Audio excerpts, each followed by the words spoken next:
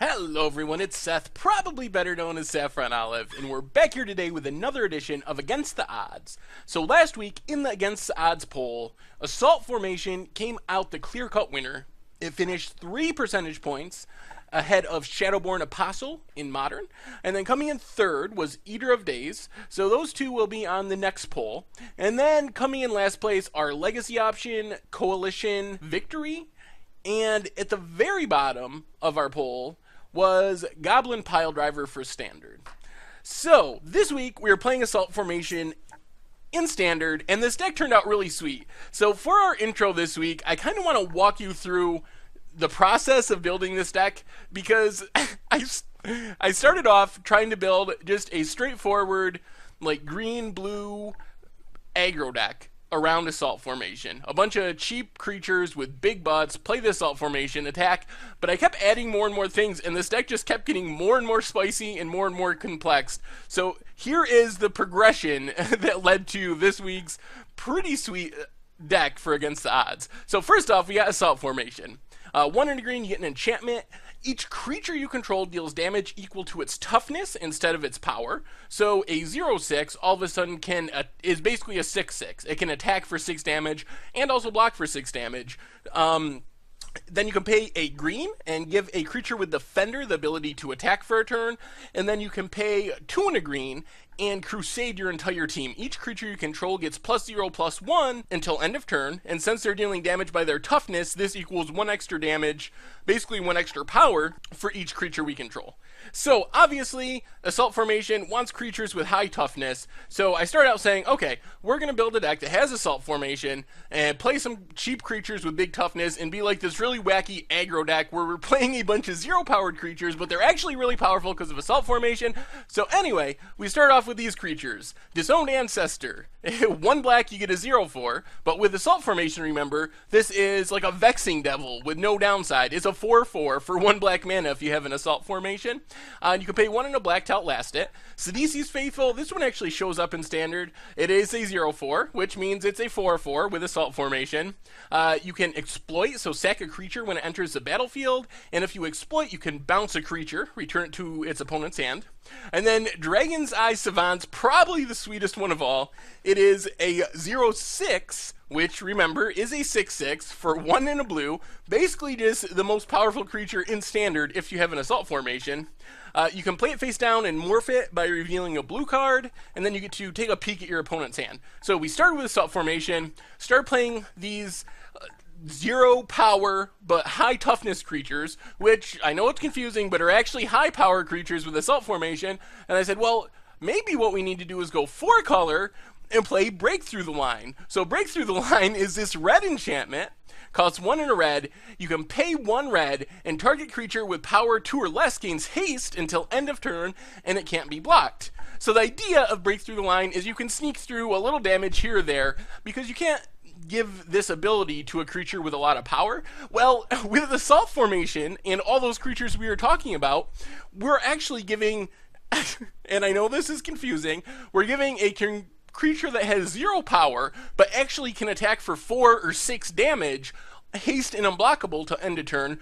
So basically we turn all of those 1 and 2 drops into like little unblockable ball lightnings that we can just shoot in there to our opponent and make them take a lot of damage. So, started with Assault Formation, went to the high toughness, inexpensive, aggro-y creatures, got to Break Through the Line, because it seemed pretty spicy to make those our 6/6s that are really 0/6s unblockable. Well, I said, well, if we're going to make creatures unblockable, we might as well try Graveblade Marauder. I came across this one as I was searching for creatures with high toughness, so it's a 3 mana, 1/4 with Death Touch, so that's a 4/4 basically with Assault Formation, and it has an ability where whenever you do combat damage to a player, the player loses life equal to the number of creature cards in your graveyard. So Graveblade is fine on its own. It's a good blocker, it's a 4/4 for 3 with Assault Formation, but it has this crazy ability where if a bunch of creatures in your graveyard, it can hit for a ton of damage. So with our Break Through the Line, we can, in theory, play a Break Through the Line, play a Graveblade Marauder, give it haste and unblockable, and just one-shot our opponent for 20 damage if we have enough creatures in our graveyard. So I started thinking, well, maybe we need to try to get some creatures in our graveyard to make our Graveblade Marauder, which is made better by our Breakthrough the Line, which is enabled by our 0/4s, which is necessary to play Assault Formation. Maybe we need to put some of those in our deck. So we ended up with a bunch of creatures and spells that can fill our graveyard. 2 Salt Ice Skullkeepers, a 1/2, so not great with Assault Formation, but it mills 2 cards and it can chump block. Grimeg Drowner actually is pretty sweet with Assault Formation. It's a 4/4 for 4 with Assault Formation. You get to exploit, and if you exploit, you get to look at the top 4 cards of your library, put 1 in your hand, 1 in your graveyard. Then we got 1 Tasigur, which fuels our graveyard and takes advantage of the cards in our graveyard, and 1 Gather of the Pack. Sorcery, for 1 and a green, you get to look at the top 5 cards of your library, put a creature in your hand, the rest in the graveyard. If you have Spell Mastery, you get 2 creatures, put the rest in the graveyard. So, now, bear with me, we have Assault Formation. Because we have Assault Formation, we need all those aggro 0/4, 0/6 creatures. Because we have the 0/4, 0/6 creatures, we want to play Break Through the Line to shoot through that damage. Because we have Break Through the Line, we want to play Graveblade Marauder, because it seems really sweet. Because we have Graveblade Marauder, we want to keep our graveyard full. And then this is where it comes full picture. One of the problems I was having with the aggro build of this deck is we just would do nothing without an Assault Formation. We would just play a bunch of 0/4s and 0/6s and lose. So now that we're filling our graveyard, we can play Den Protector and Dig Through Time and use those to find the Assault Formation or a Break Through the Line when we need it. So every card we mill, we can potentially have access to with Den Protector, or use that to turn into this crazy card selection tutor spell in Dig Through Time.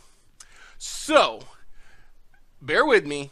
What we're doing is playing Assault Formation. Because we're playing Assault Formation, we're playing a bunch of 0/4s for 1 and 0/6s for 2. Because we're playing the 0/4s for 1 and 0/6s for 2, we're playing Break Through the Line to give them haste and unblockability. Because we're playing Break Through the Line, we're playing Graveblade Marauder because it seems really sweet and can get in a lot of damage. Because we're playing Graveblade Marauder, we need to play ways to fill our graveyard, so we're playing all those graveyard filling creatures. Because we're playing these graveyard filling creatures, we get to play Den Protector and Dig Through the Line to help us find our Assault Formation.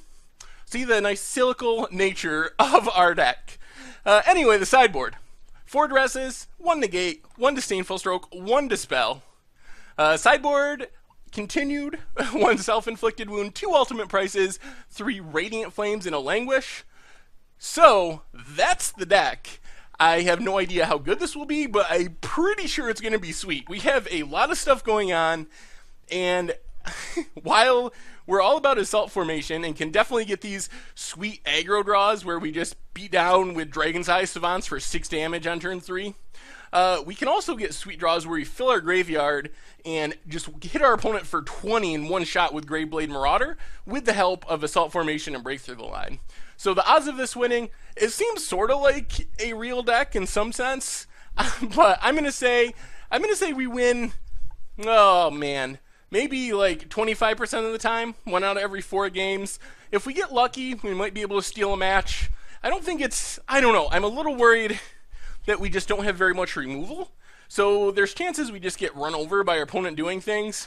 But at the same time, if we just can fill our graveyard and send our Graveblade Marauders flying through with haste and unblockability to hit for like 15 damage at a time, that's going to win a lot of games. As is turn 1 Disown Ancestor, turn 2 Dragon's Eye Savants, turn 3 Assault Formation, attack for 10. I mean, that's unheard of. That's better than a Tarka Red when you get those draws.